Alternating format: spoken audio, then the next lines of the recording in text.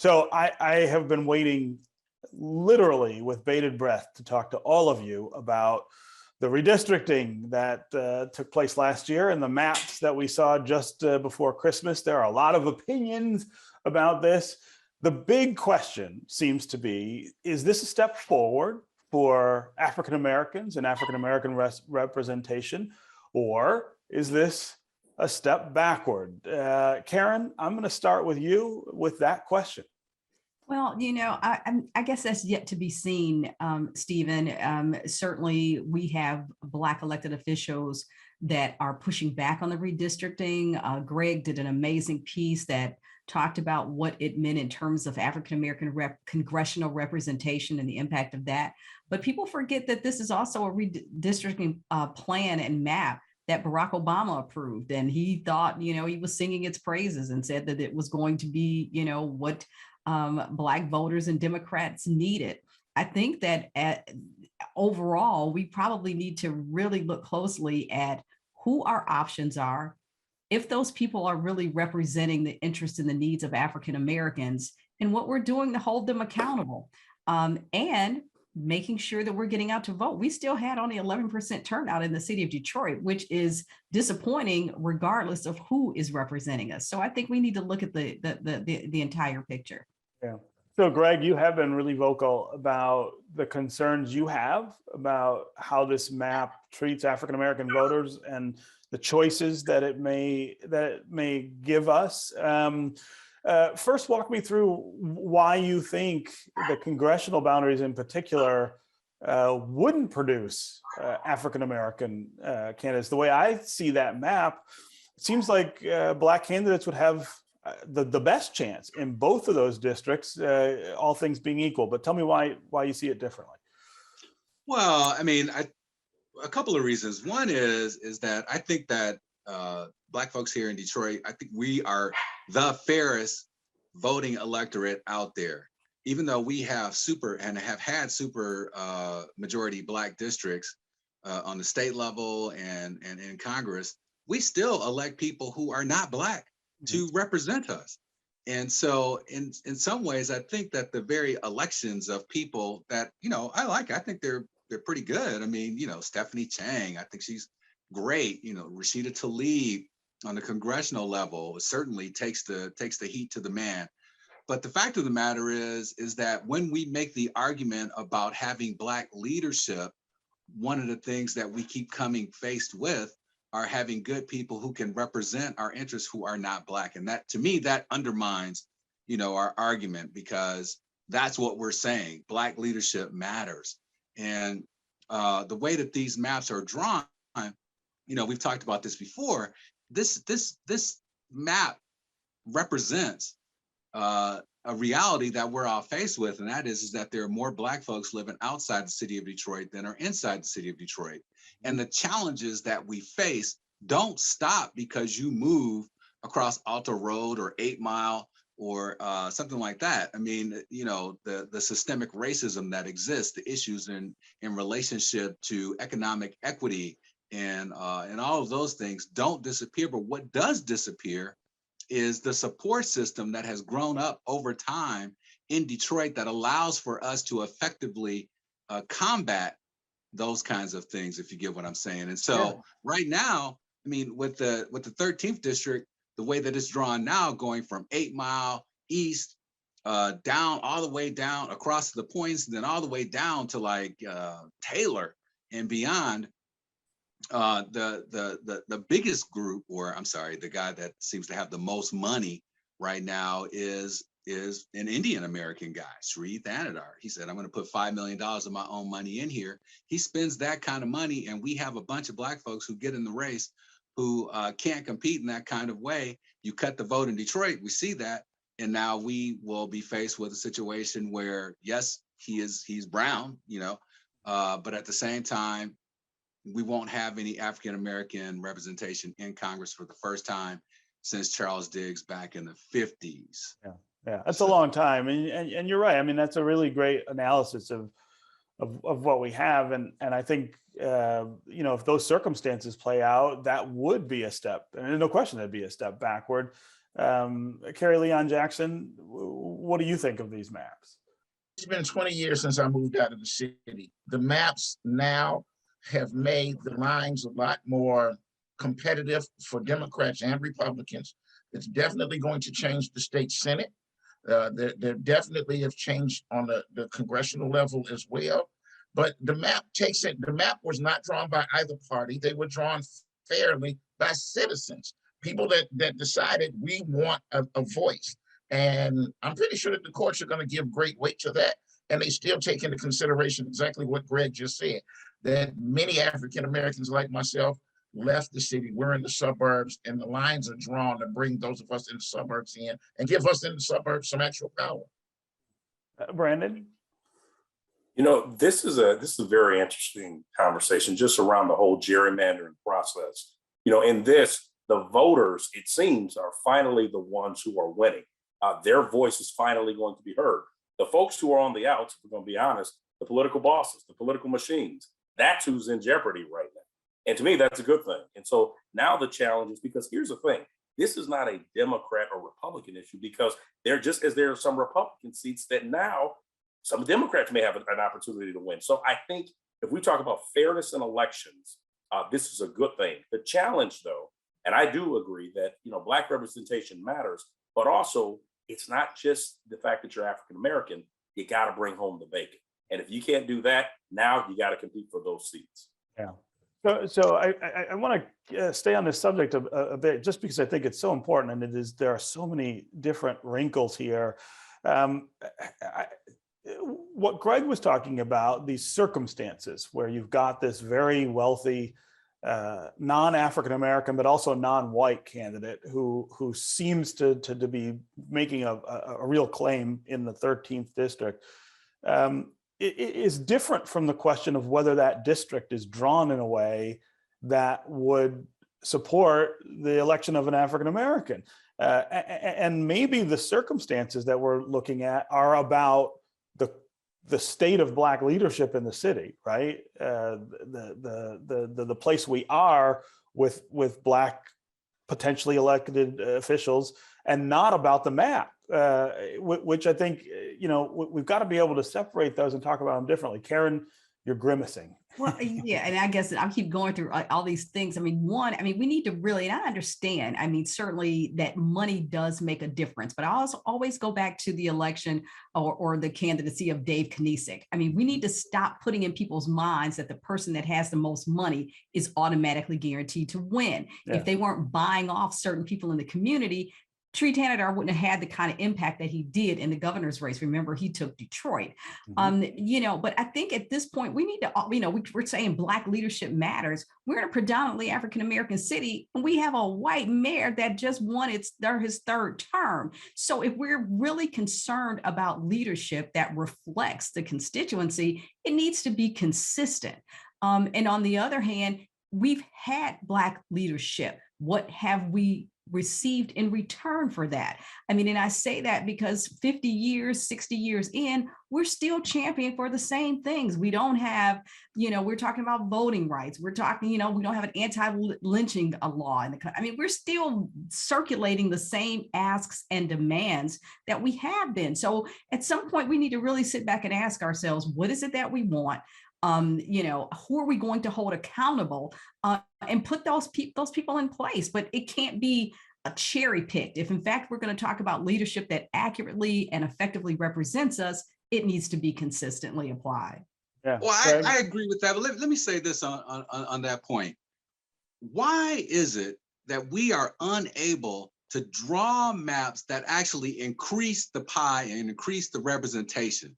Why isn't it that we're able to draw maps that encompass or give the Middle Eastern folks the opportunity to be represented at the table as well, or the Asian folks who are largely congregated out in Troy and up in that area? The question is, why aren't they saying anything about that map? They're gone under there figuring out a whole other thing. You're the ones talking about the map lines. And they're probably not large enough populations to have their own members of Congress, but they certainly could have state legislative districts that could be majority, you know, other ethnicities. But a lot of people, Greg, would say that this map does expand the pie, because what it does is make more districts with significant non-white populations. Now, they aren't majorities in those districts, but they have almost 40% in a lot of them. There are way more 40% districts than there were before. So potentially you could get more African-American representation out of this map than you had before. Now, that's a gamble that some people say you shouldn't be taking.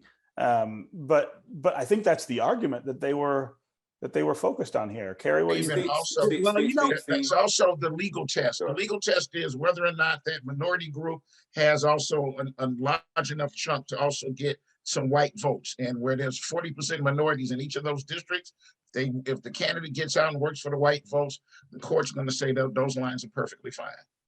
Steve, we don't have honest conversations about race. Sorry, Steve, I was actually going to make a very similar comment to Kerry, in that, I think we're getting to the point now where America is saying, and we're talking about Black America, we're getting more savvy as voters. They're saying, should it matter that my candidate looks like me versus what he actually is delivering? What is he bringing to the table? Are we better off now than we were 4 years ago? And the good thing, I don't know if that's necessarily a bad thing, Stephen, when you really get down to it, is this candidate actually delivering for me?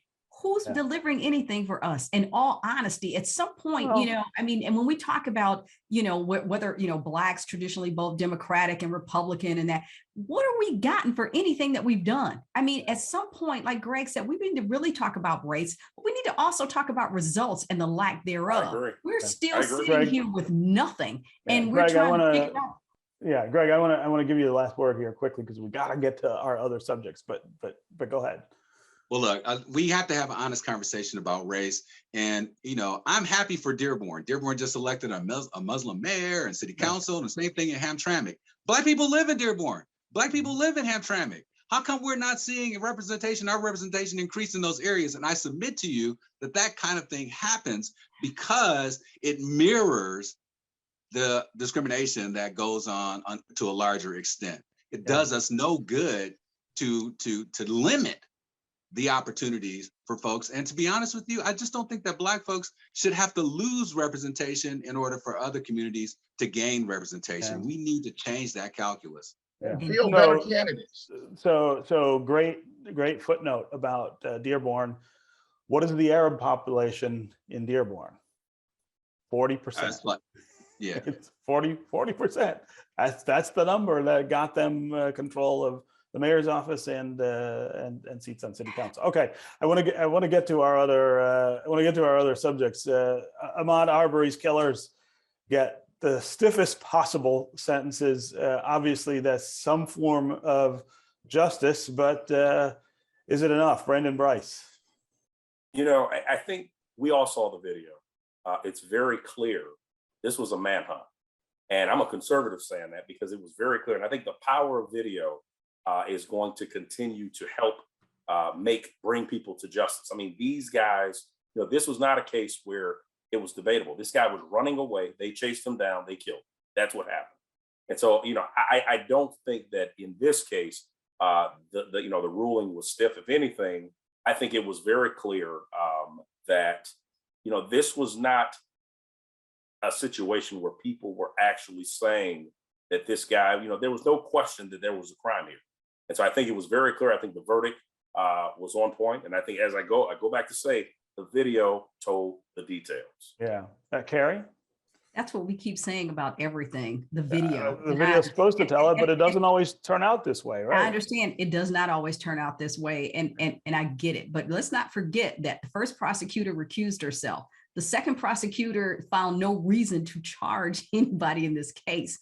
Only when that video became public did it even come to our attention. So think about, when you talk about the relevancy of the video and the impact that it had on and the judge's ability to have or show some compassion toward the victim. The bigger question is that when do we move as a country, as a community, as a society, to a place where you don't see a Black man running as a threat or automatically think that he is a criminal or has done something wrong, and that you don't feel as a non-person of color the comfort and protection to be able to shoot this person? that's when we've got some progress. So certainly, these three yahoos need to be exactly where they're going to be, but we need to also look at the environment and the circumstances that continue to produce these circumstances. Yeah. Greg, Karen was talking in the previous segment about we don't have anti-lynching laws. If we did, would this have looked any different than the way it turned out? A lot of people think that's overkill, that we have enough laws on the books to deal with things like this. But some of the things that Karen's talking about in terms of the messaging that people get about what is okay, what they can get away with, it comes down to that question, I think, of what is against the law and what penalty will you face? Yeah, there's no doubt about that.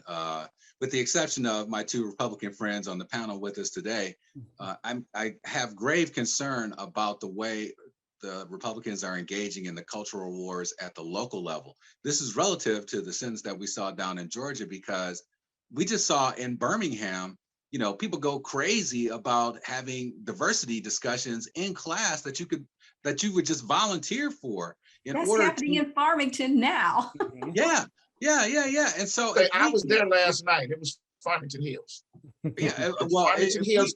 And I just said, they were all very, very comfortable. Those folks that were on that side of the room and on that side of the issue, they are still very, very comfortable saying what's on their minds, which is we don't want Black people benefiting at our expense. Yeah.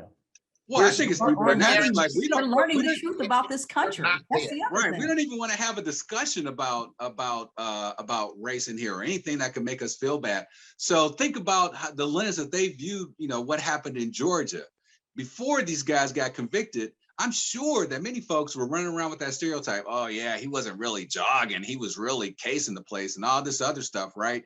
Trying to find some kind of ways to justify it. But if we can't have discussions, honest discussions about race here locally, then we're always going to continue to be surprised when people who obviously murder somebody actually get convicted. Yeah. And maybe that might even change. We would be remiss if we didn't talk about the strategy that the defense employed in this case, which was to trot out every stereotype about African Americans in front of that jury to see which one they might take to acquit these guys, including basically talking about how dirty Ahmaud Arbery was, literally talking about how dirty his feet were. I mean, the idea in somebody's head that would sway a jury is exactly what Karen and Greg are talking about in terms of that larger context of sort of where we are. The idea that, hey, we got to trot this out there because all we need is one person on that jury to believe that to get these guys off. Kerry, quickly. I agree with everything you just said. And the truth is, we're still at that point where America feels that way, that you can slander him and try and muddy up his name and everything. I mean, it's a standard trial issue. We've got to cure. We've got to do what Greg and Karen said. We've got to have a commentary. We've got to have a conversation about race first. Yeah. Let's quickly talk about the anniversary of January 6th. And I want to talk specifically about the words that President Biden and Kamala Harris had on that day in the Capitol. This was a really different message than we've heard from this administration in its first 12 months. Is more aggressive. It is more accusing. And they have followed it up this week with a pivot toward really pushing for the voting rights legislation to pass in Congress. I guess the question is, are we about to see this administration really take on race in a different way? Karen? No, I don't think so. I think a lot of that is performative. It is. I mean, it's all. It's sad but true. But I don't, because a lot of the things that were talked about, that were dangled in front of African-American voters, to secure the vote for the Biden-Harris ticket, have not come to fruition. So, everybody looks back and says, okay, well, it's time. Let's throw something out there. Let's talk about this. I want to see results. I want to see something that's going to, make a difference. And if they get VRA this year, I mean, is that a step in the right direction from your perspective, or do you just think they can't do it? right now, I'm not so sure what can be done out of here. It's a very passive, slow, you can call it deliberate if you want, kind of feel to this administration. So, I mean, I think about student loans, and the impact that could have on Black wealth and what it could do. Okay, well, we're going to do that. Well, now we're going to extend the date again. We really are going to do it. We're going to extend it. Like, come on. So, I'm kind of, everybody's COVID fatigued. I'm kind of like, I'm fatigued on that as well. Fair enough. Greg, we're running out of time, but quickly here. All I got to say is, go Joe, my man. I mean, look, he went to Morehouse. He said, we got to get rid of this filibuster, in order to pass the Voting Rights Act and the John Lewis Act, because these people out here are acting foolish. They are trying to turn back the clock and stop people from participating in the election. Greg, you also realize that he already knew that he was not going to be able to deliver on it. It was, as Karen just said, performative. It's too little, too late. He knows good well that you think they won't get it. Yeah, holiday I don't know. On the coin is not enough. Yeah, Brandon, we got a minute. 3 words: Joe must go. Here's the reality. The reality is he's got less than a year to do something, because they're all pollsters are already saying that there's a high chance that Republicans are going to end up taking back the House. And we all know that if that happens, then that's going to stifle his presidency. Then nothing. We get nothing. But here's the other thing about the insurrection. We ever get anything? Well, that's true. Here's the other thing. As far as the insurrection, clearly this was something that no one should be supporting. The problem is that it's been politicized. And I think one of the challenges that I have is that if you're going to talk about that, you also got to talk about the federal buildings that were violated in Portland and Seattle. And no one wants to talk about that. So, what's unfortunate, that's you can't compare equivalency. People, okay. Now you started something that we can't finish, Brandon, because we're out of time. But you are wrong about that analogy, and you know it. Right? You guys, truth hurts. You guys, it is always great to have you, and we never have enough time. New Year's resolution again. We got to do this more often. More times that the 4 of you join us here on American Black Journal, but thanks for being here. Greg, I love the glasses. Go Joe, baby. Don't edge him on. Out of here with that.